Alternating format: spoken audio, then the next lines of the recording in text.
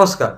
যাদের কর্কট লগ্ন, মেষ লগ্ন বা বৃষ লগ্ন, তাদের যদি সেই লগ্নে চন্দ্র অবস্থান করে, ব্যক্তিগত লগ্নগোষ্ঠীতে যদি চন্দ্র অবস্থান করে, তাহলে সেই জাতক বা জাতিকারা রূপবান হন, গুণবান হন, আদর্শবাদী, সত্যবাদী, সদ্গুণ সম্পন্ন, ভগবান এই সমস্ত হয়ে থাকেন। কিন্তু যদি চন্দ্র নীচ, যে গৃহে নীচ বা পাপগৃহযুক্ত হয়ে লগ্নস্থ হন, অর্থাৎ যেখানে চন্দ্র রয়েছেন সেটা যদি কারোর লগ্ন হয়ে থাকে এবং সেই লগ্ন রাশিটি যদি চন্দ্রের নীচ অবস্থানের রাশি হয় বা পাপগ্রহ অর্থাৎ যেগুলো শত্রুগ্রহ রয়েছে তাদের কোনো ঘর বা রাশি হয়ে থাকে, তাহলে সেই জাতক বা জাতিকা উদ্বিগ্নচিত্ত হয়ে থাকেন, নীচ মনোবৃত্ত হয় তাদের এবং চঞ্চল, অস্থির, পাপ চিন্তাপরায়ণ হন। কখনো কখনো কানে কম শোনা বা কথা বলতে কম পারাও এগুলো হয়ে থাকে।